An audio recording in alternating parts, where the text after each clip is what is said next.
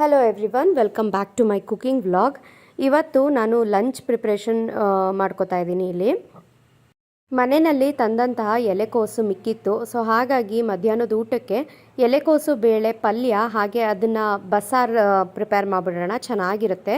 ಸ್ವಲ್ಪ ವಾತಾವರಣವೂ ಸಹ ಚಳಿಯಾಗಿದೆ, ಅದಕ್ಕೆ ಬಿಸಿ ಬಿಸಿಯಾಗಿ ಬಸ್ಸಾರು ಹಾಗೆ ಪಲ್ಯ ಮಾಡಿದ್ರೆ ಸಖತ್ತಾಗಿರುತ್ತೆ ಅಂತ ಹೇಳಿ ನಾನಿಲ್ಲಿ ಬೇಳೆ ತೊಗೊತಾ ಇದ್ದೀನಿ. ತೊಗರಿ ಬೇಳೆ ಅರ್ಧ ಕಪ್ ಆಗುವಷ್ಟು ತೊಗೊಂಡಿದ್ದೀನಿ. ಸ್ವಲ್ಪ ಬೇಳೆ ಜಾಸ್ತಿನೇ ಇರಬೇಕು ಎಲೆಕೋಸಿನ ಪಲ್ಯಕ್ಕೆ.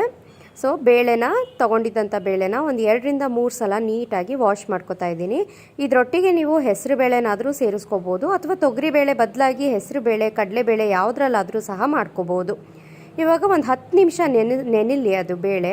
ಅಷ್ಟರಲ್ಲಿ ನಾನು ಈ ಕಡೆ ತಗೊಂಡಿದ್ದಂಥ ಎಲೆಕೋಸು ಎಲ್ಲನೂ ಕಟ್ ಮಾಡಿ ರೆಡಿ ಮಾಡ್ಕೋತೀನಿ. ಎಲೆಕೋಸು ಒಂದು 3/4 ಭಾಗ ಆಗೋಷ್ಟು ತೊಗೊಂಡಿದ್ದೀನಿ. 1/4 ಭಾಗ ನಾನು ಆಲ್ರೆಡಿ ಬೇರೆ ಅಡುಗೆಗೆ ಯೂಸ್ ಮಾಡ್ಕೊಂಡಿದ್ದೆ. ಸೊ ಒಂದು 3/4 ಭಾಗ ಆಗೋಷ್ಟು ನಾನು ಎಲೆಕೋಸನ್ನು ಈ ರೀತಿ ಸಣ್ಣದಾಗಿ ಕಟ್ ಮಾಡಿ ಹಾಕೋತಾ ಇದ್ದೀನಿ.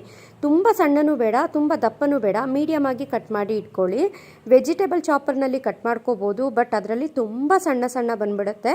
ನನಗೆ ಅಷ್ಟು ಸಣ್ಣ ಪಲ್ಯಗಳಲ್ಲಿ ಇಷ್ಟ ಆಗಲ್ಲ. ಸೊ ಹಾಗಾಗಿ ನಾನು ಆಲ್ಮೋಸ್ಟ್ ಇದೇ ರೀತಿ ನೈಫ್ನ ಸಹಾಯದಿಂದನೇ ಕಟ್ ಮಾಡಿ ತೆಗೆದಿಟ್ಕೋತೀನಿ. ಎಲೆಕೋಸನ್ನು ಉಪ್ಪಿನ ನೀರಿನಲ್ಲಿ ಒಂದು 10 ನಿಮಿಷ ನೆನೆ ಹಾಕಿದ್ರೆ ಚೆನ್ನಾಗಿ ಅನಿಸುತ್ತೆ, ಅದರಲ್ಲಿರೋವಂಥ ಕೆಮಿಕಲ್ಸ್ ಎಲ್ಲ ಹೋಗುತ್ತೆ. ಸೊ ಹಾಗಾಗಿ ಉಪ್ಪಿನ ನೀರಿನಲ್ಲಿ ನಾನು ನೆನೆ ಹಾಕ್ತಾ ಇದ್ದೀನಿ. ಇವಾಗ ಕುಕ್ಕರ್ಗೆ ನೆನೆಸಿಟ್ಕೊಂಡಿದ್ದಂಥ ಬೇಳೆ ಒಂದು 5 ನಿಮಿಷ ಉಪ್ಪಿನ ನೀರಲ್ಲಿ ನೆಂದಿರೋ ಅಂಥ ಎಲೆಕೋಸನ್ನು ನೀರನ್ನೆಲ್ಲ ಬಸಿದ್ಬಿಟ್ಟು ಕುಕ್ಕರ್ಗೆ ಸೇರಿಸ್ತಾ ಇದ್ದೀನಿ. ಎಲೆಕೋಸು ನಾವು ಹಾಕಬೇಕಾದ್ರೆ ತುಂಬ ಜಾಸ್ತಿ ಅಂತ ಅನಿಸುತ್ತೆ, ಬಟ್ ಬೆಂದ ನಂತರ ತುಂಬ ಕಡಿಮೆ ಆಗಿಬಿಡುತ್ತೆ. ಸೊ ನೀರನ್ನು ನೋಡಿಕೊಂಡು ಹಾಕ್ಕೊಳ್ಳಿ, ಸ್ವಲ್ಪ ಹಾಕಿದ್ರೆ ಸಾಕು ನೀರು. ಇವಾಗ ಇದಕ್ಕೇ ನಾನು ರುಚಿಗೆ ತಕ್ಕಷ್ಟು ಉಪ್ಪು ಹಾಗೆಯೇ ಒಂದು ಅರ್ಧ-ಮುಕ್ಕಾಲು ಚಮಚ ಆಗೋಷ್ಟು ಅರಿಶಿನ ಪುಡಿಯನ್ನು ಸಹ ಸೇರಿಸ್ತಾ ಇದ್ದೀನಿ. ಪಲ್ಯ ಯಾವಾಗಲೂ ಯೆಲ್ಲೋಯಿಶ್ ಕಲರ್ ಆಗೇ ಇದ್ದರೆ ಚೆನ್ನಾಗಿರುತ್ತೆ. ಸೊ ಹಾಗಾಗಿ ಅರಿಶಿನ ಹಾಕಲೇಬೇಕು ಇದಕ್ಕೆ. ಉಪ್ಪು ಚೆನ್ನಾಗಿ ಪಲ್ಯ ನೀವು ಯಾವುದೇ ತರಕಾರಿನ ಹಾಕಿ ಪಲ್ಯ ಸಪ್ರೇಟಾಗಿ ಮಾಡ್ತೀರಾ, ಬಸ್ಸಾರು ಸಪ್ರೇಟಾಗಿ ಮಾಡ್ತೀರಾ ಅಂದರೆ ಬೇಯೋವಾಗಲೇ ಉಪ್ಪು ಹಾಕ್ಕೊಂಡು ರೆಡಿ ಮಾಡ್ಕೋಬೇಕು. ಇಲ್ಲಾಂದರೆ ಆಮೇಲೆ ಪಲ್ಯಕ್ಕೆ ಸಪ್ರೇಟಾಗಿ ಉಪ್ಪು ಹಾಕ್ತೀನಿ ಅಂದರೆ ಅಷ್ಟು ಟೇಸ್ಟ್ ಬರೋದಿಲ್ಲ. ಸೊ ಹಾಗಾಗಿ ಉಪ್ಪನ್ನ ಹಾಕಿ 2 ವಿಸಲ್ ತೊಗೊಂಡ್ರೆ ಸಾಕು. ತುಂಬ ಬೇಳೆನೂ ಬೆಂದೋಗೋ ರೀತಿಯಲ್ಲಿ ಇರಬಾರ್ದು. ಆ ಕಡೆ ಬೇಳೆ ಹಾಗೆ ಕೋಸು ಬೇಯೋ ಅಷ್ಟರಲ್ಲಿ ಈ ಕಡೆ ಪಲ್ಯ ಹಾಗೆ ಸಾಂಬಾರಿಗೆ ಸಪ್ರೇಟಾಗಿ ಎರಡನ್ನೂ ರೆಡಿ ಮಾಡ್ಕೋತಾ ಇದ್ದೀನಿ ನಾನು. ಪಲ್ಯಕ್ಕೆ ಹಸಿರು ಮೆಣಸಿನ್ಕಾಯಿ, ಈರುಳ್ಳಿ, ಹಾಗೆಯೇ ಈ ಕಡೆ ಸಾಂಬಾರಿಗೆ ಒಂದು ಅರ್ಧ ಈರುಳ್ಳಿ ತೊಗೊಂಡಿದ್ದೀನಿ. ಒಂದು ದಪ್ಪ ಗಾತ್ರದ ಈರುಳ್ಳಿ ತೊಗೊಂಡಿದ್ದೆ, ಅದರಲ್ಲಿ ಅರ್ಧ ಮಾಡಿ ರೆಡಿ ಮಾಡಿ ಇಟ್ಕೊಂಡಿದ್ದೀನಿ. ಎರಡನ್ನೂ ಸಣ್ಣದಾಗಿ ಕಟ್ ಮಾಡಿ. ಹಾಗೆಯೇ ಸ್ವಲ್ಪ ಕೊತ್ತಂಬರಿ ಸೊಪ್ಪು. ಊಟದ ಟೈಮ್ ಆಲ್ರೆಡಿ ಆಗೋಗಿತ್ತು. ಸೊ ಎಲ್ಲ ಬಸ್ಸಾರು ಪಲ್ಯ ಎಲ್ಲ ಆದ ನಂತರ ಅನ್ನಕ್ಕೆ ಇಡೋಣ ಅಂದರೆ ಲೇಟ್ ಆಗುತ್ತೆ ಅಂತ ಅಂದ್ಬಿಟ್ಟು ಇವಾಗಲೇ ಇನ್ನೊಂದು ಬರ್ನರ್ನಲ್ಲಿ ಅನ್ನಕ್ಕೆ ಇಟ್ಬಿಡೋಣ ಅಂಥೇಳಿ ನಾನಿಲ್ಲಿ ರೈಸ್ ರೆಡಿ ಮಾಡ್ಕೋತಾ ಇದ್ದೀನಿ. ನಾನು ಮೊದಲೇ ಹೇಳಿದಾಗೆ ಮಧ್ಯಾಹ್ನದ ಊಟಕ್ಕೆ, ರಾತ್ರಿ ಊಟಕ್ಕೆ ಸಾಂಬಾರು ಏನಾದರೂ ಮಾಡಿದರೆ ಅದರೊಟ್ಟಿಗೆ ನಾನು ರಾಜಮುಡಿ ರೈಸನ್ನೇ ಯೂಸ್ ಮಾಡೋದು. ಇಲ್ಲಿ ನೋಡಿ, ಬೇಯಿಸ್ಕೊಂಡಿದ್ದಂಥದ್ದನ್ನು ತರಕಾರಿ ಎಲ್ಲ ಸಪ್ರೇಟ್ ಮಾಡಿ ಇಟ್ಕೊಂಡಿದ್ದೀನಿ, ಅದರ ರಸನೂ ಸಪ್ರೇಟಾಗಿ ಮಾಡಿಟ್ಕೊಂಡಿದ್ದೀನಿ. ಇವಾಗ ಇದಕ್ಕೆ ಉಪ್ಪೆಲ್ಲ ಹಾಕಿರೋದ್ರಿಂದ ಎಕ್ಸ್ಟ್ರಾ ಏನು ಉಪ್ಪು ಹಾಕೋದು ಬೇಡ. ಒಂದು ಅರ್ಧ ಹಿಡಿ ಆಗೋಷ್ಟು ಹಸಿ ತೆಂಗಿನಕಾಯಿ ತುರಿ, ಹಾಗೆಯೇ ಖಾರದ ಪುಡಿ ಮತ್ತು ಸಾಂಬಾರು ಪುಡಿ, ನಿಮಗೆ ಖಾರಕ್ಕೆ ಎಷ್ಟು ಬೇಕೋ ಅಷ್ಟು ಹಾಕ್ಕೊಳ್ಳಿ. 1 ಸ್ಪೂನ್ ಆಗೋಷ್ಟು ಬೆಲ್ಲ. ನಾನು ಬೆಲ್ಲ ಹಾಕ್ತೀನಿ ಯೂಶ್ವಲಿ ಎಲ್ಲದಕ್ಕೂ, ಸೊ ಹಾಗಾಗಿ ಹಾಕ್ತಾಯಿದ್ದೀನಿ. ನೀವು ಹಾಕಲೇಬೇಕು ಅಂತೇನಿಲ್ಲ, ಆಪ್ಷನಲ್. ಬೇಡ ಅಂದರೆ ನೀವು ಸ್ಕಿಪ್ ಮಾಡ್ಕೋಬೋದು. ಹಾಗೆಯೇ ಈ ತಿಳಿ ಸಾರಿಗೆ, ಈ ಬಸ್ಸಾರನ್ನ ನಾನು ತಿಳಿ ಸಾರಾಗಿ ಮಾಡ್ತಾಯಿದ್ದೀನಿ. ಅಂದರೆ ನೀವು ಬೇಕಾದ್ರೆ ರುಬ್ಬಿ ಸಹ ಹಾಕೋಬೋದು. ನಮ್ಮ ಮನೆಯಲ್ಲಿ ಏನಾಗುತ್ತೆ ಅಂದರೆ ರುಬ್ಬಿ ಮಾಡೋ ಅಂಥ ಸಾಂಬಾರು ಯೂಶ್ವಲಿ 2 ದಿನದ ತನಕ ಆಗಿಬಿಡುತ್ತೆ. ಸ್ವಲ್ಪ ಬೇಜಾರಾಗುತ್ತೆ 2 ದಿನದ ತನಕ ತಿನ್ನಬೇಕಲ್ಲ ಅಂತ. ಸೊ ಹಾಗಾಗಿ ಈ ರೀತಿ ತಿಳಿ ಸಾರು ಥರ ಮಾಡಿದ್ರೆ ಚೆನ್ನಾಗಿ ಅನಿಸುತ್ತೆ. ಸ್ವಲ್ಪ ಜಾಸ್ತಿನೂ ಹಾಕೋತೀವಿ ಅನ್ನದ ಜೊತೆಗೆ. ಸೊ ಹಾಗಾಗಿ ಬೇಗನೆ ಖಾಲಿ ಆಗಿಬಿಡುತ್ತೆ. ತೆಗೆದಿಟ್ಕೊಂಡಿದ್ದಂಥ ರಸಕ್ಕೆ ನಾನು ಹುಣಸೆ ರಸನೂ ಸಹ ಬಿಟ್ಟಿದ್ದೀನಿ. ನೀವು ಬೇಕಿದ್ರೆ ಟೊಮ್ಯಾಟೊ ಬೇಳೆ ಬೇಯಬೇಕಾದ್ರೆ ಒಂದು ಉಂಡೆ ಟೊಮ್ಯಾಟೊ ಹಾಗೆ ಹಾಕೋಬಿಟ್ಟು ಅದನ್ನು ಕಿವುಚಿ ರಸನ ಹಾಕ್ಬೋದು ನೀವು. ಇದಕ್ಕೆ ಹುಣಸೆ ರಸ ಬೇಡ ಅನ್ನೋದಾದರೆ. ಇದಕ್ಕೆ ಸಾಂಬಾರಿಗೆ ಒಂದು ಸಿಂಪಲ್ಲಾಗಿ ಒಗ್ಗರಣೆ ಮಾಡ್ಕೋತಾ ಇದ್ದೀನಿ.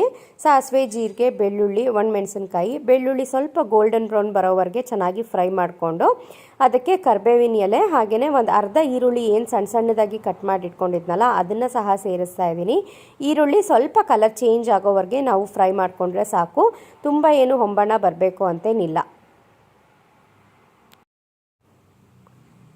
ಇವಾಗ ರೆಡಿ ಮಾಡಿಟ್ಕೊಂಡಿದ್ದಂಥ ಒಗ್ಗರಣೆನ ಈ ಕಡೆ ಕುದಿತಾ ಇರೋವಂಥ ಸಾರಿಗೆ ಹಾಕಿ ಮಿಕ್ಸ್ ಮಾಡೋದಷ್ಟೇ.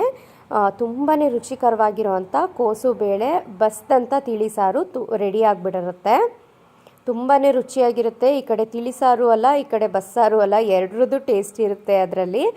ಹಾಗೆ ಈ ಚಳಿಗಾಲಕ್ಕೆ ಅಂದರೆ ಈಗ ಸ್ವಲ್ಪ ವಾತಾವರಣವೂ ಸ್ವಲ್ಪ ಚಳಿ ಚಳಿ ಆದಂಗೆ ಆಗಿದೆಯಲ್ಲ, ಅದಕ್ಕೆ ಈ ರೀತಿ ತಿಳಿಸಾರುಗಳೇ ಚೆನ್ನಾಗಿ ಅನಿಸುತ್ತೆ. ಅನ್ನನೂ ಸ್ವಲ್ಪ ಜಾಸ್ತಿ ತಿಂತೀವಿ.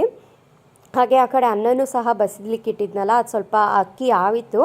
ಬಿಸಿ ನೀರಿನಲ್ಲಿ ಒಂದು 2 ನಿಮಿಷ ಬಿಟ್ಟೆ ಹಾಗೆಯೇ, ಆನಂತರ ಬಸ್ಕೊಳ್ಳೋಣ ಅಂತ. ಈ ಕಡೆ ಪಲ್ಯಕ್ಕೆ ರೆಡಿ ಮಾಡ್ಕೊತಾ ಇದ್ದೀನಿ. ಪಲ್ಯಕ್ಕೆ ಸ್ವಲ್ಪ ಎಣ್ಣೆ ಹಾಕ್ಬಿಟ್ಟು ಸಾಸಿವೆ, ಇಂಗು, ಕರಿಬೇವು, ಹಾಗೆಯೇ ಖಾರಕ್ಕೆ ಹಸಿರು ಮೆಣಸಿನ್ಕಾಯಿನ ಸೇರಿಸಿದ್ದೀನಿ. ಹಸಿರು ಮೆಣಸಿನ್ಕಾಯಿ ನಮಗೆ ಗ್ಯಾಸ್ಟ್ರಿಕ್ ಬರುತ್ತೆ ಅಂತ ಅನ್ನೋರು ಬೇಕಾದ್ರೆ ಒಣಮೆಣಸಿನ್ಕಾಯಿನ ಹಾಕೋಬೋದು. ಹಾಗೆಯೇ ಇನ್ನೊಂದು ಅರ್ಧ ಈರುಳ್ಳಿ ಏನು ಸಣ್ಣದಾಗಿ ಕಟ್ ಮಾಡಿ ಇಟ್ಕೊಂಡಿದ್ನಲ್ಲ ಅದನ್ನು ಸಹ ಹಾಕಿ ಜಸ್ಟ್ ಮಿಕ್ಸ್ ಮಾಡೋದಷ್ಟೇ. ಇದಕ್ಕೇನು ಚೆನ್ನಾಗಿ ಫ್ರೈ ಆಗಬೇಕು ಈರುಳ್ಳಿ ಅಂತೆಲ್ಲ ಏನಿಲ್ಲ. ಸ್ವಲ್ಪ ಕಟ್ ಮಾಡಿ ಇಟ್ಕೊಂಡಿದ್ದಂಥ ಕೊತ್ತಂಬರಿ ಸೊಪ್ಪನ್ನು ಹಾಕ್ಬಿಟ್ಟು, ಹಾಗೆ ಬಸ್ತಿಟ್ಕೊಂಡಿದ್ದಂಥ ಕೋಸು ಹಾಗೆ ಬೇಳೆ. ನೋಡಿ, ಕೋಸು ಮೊದಲು ಹಾಕಿದಾಗ ಎಷ್ಟೊಂದು ಇತ್ತಲ್ವ, ಇವಾಗ ನೋಡಿ ಬೆಂದ ನಂತರ ಸ್ವಲ್ಪ ಆಗೋಗಿದೆ. ಸೊ ಹಾಗಾಗಿ ಕೋಸು ಜಾಸ್ತಿ ಇದೆ ಅಂತ ಅಂದ್ಬಿಟ್ಟು ನೀರನ್ನು ನೀವು ಜಾಸ್ತಿ ಹಾಕ್ಬಿಟ್ರೆ ತುಂಬ ಜಾಸ್ತಿ ನೀರು ಥರ ಆಗಿಬಿಡುತ್ತೆ. ಸೊ ಸ್ವಲ್ಪ ನೀರು ಹಾಕ್ಕೊಂಡ್ರೆ ಸಾಕು. ಚೆನ್ನಾಗಿ ಒಂದು ಸಲ ಮಿಕ್ಸ್ ಮಾಡಿಕೊಂಡು ಮೇಲ್ಗಡೆ ಒಂದು ಸ್ವಲ್ಪ ಹಸಿ ತೆಂಗಿನಕಾಯಿ ತುರಿನ ಹಾಕಿ ಚೆನ್ನಾಗಿ ಮಿಕ್ಸ್ ಮಾಡಿಕೊಂಡ್ರೆ ಪಲ್ಯನೂ ರೆಡಿ ಆಗಿಬಿಟ್ಟಿರುತ್ತೆ. ತುಂಬಾ ಸಿಂಪಲ್. ನನಗಂತೂ ಎಲೆಕೋಸು ಬೇಳೆ ಪಲ್ಯ ತುಂಬಾ ಇಷ್ಟ. ಅದರಲ್ಲೂ ಮೊಸರನ್ನ ಅಥವಾ ಮಜ್ಜಿಗೆ ಅನ್ನದ ಜೊತೆ ತಿನ್ನಲಿಕ್ಕೆ ತುಂಬಾ ಚೆನ್ನಾಗಿರುತ್ತೆ. ಈ ಕಡೆ ರೆಡಿಯಾಗಿರೋ ಅಂಥ ಸಾಂಬಾರಿಗೆ ಸ್ವಲ್ಪ ಕೊತ್ತಂಬರಿ ಸೊಪ್ಪನ್ನು ಹಾಕಿ ಮುಚ್ಚಿಡ್ತಾ ಇದ್ದೀನಿ. ಯಾವುದೇ ಅಡುಗೆಗಾದ್ರೂ ಕೊತ್ತಂಬರಿ ಸೊಪ್ಪು ಹಾಕಲಿಲ್ಲ ಅಂದರೆ ಅದರ ಟೇಸ್ಟೇ ಇರೋದಿಲ್ಲ.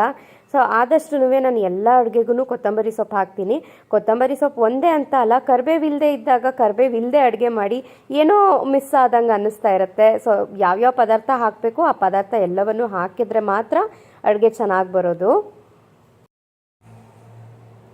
ನಿಮಗೆ ಗಟ್ಟಿ ಬೇಕು ಬಸ್ಸಾರು ಅನ್ನೋದಾದರೆ ಇನ್ನೊಂದು ಸ್ವಲ್ಪ ಕಾಯಿ ತುರಿ, ಈರುಳ್ಳಿ, ಹಾಗೆಯೇ ಟೊಮ್ಯಾಟೊ ಎಲ್ಲವನ್ನು ರುಬ್ಬಿ ಹುರಿದು ಹಾಕೋಬೇಕಾಗತ್ತೆ. ನಾನು ಅಷ್ಟೊಂದೆಲ್ಲ ಇಲ್ಲಿ ಬಸ್ಸಾರಿನಾಗೆ ಅದನ್ನೆಲ್ಲ ಮಾಡ್ತಾಯಿಲ್ಲ, ತಿಳಿಸಾರು ಥರ ಮಾಡಿದೆ. ತುಂಬಾ ಚೆನ್ನಾಗಿತ್ತು ಟೇಸ್ಟ್ ಅನ್ನದೊಟ್ಟಿಗೆ. ಹಾಗೆಯೇ ಪಲ್ಯನೂ ಅಷ್ಟೇ ತುಂಬಾ ರುಚಿಕರವಾಗಿತ್ತು. ನೀವು ಸಹ ಟ್ರೈ ಮಾಡಿ, ಎಲ್ಲರಿಗೂ ಇಷ್ಟ ಆಗುತ್ತೆ.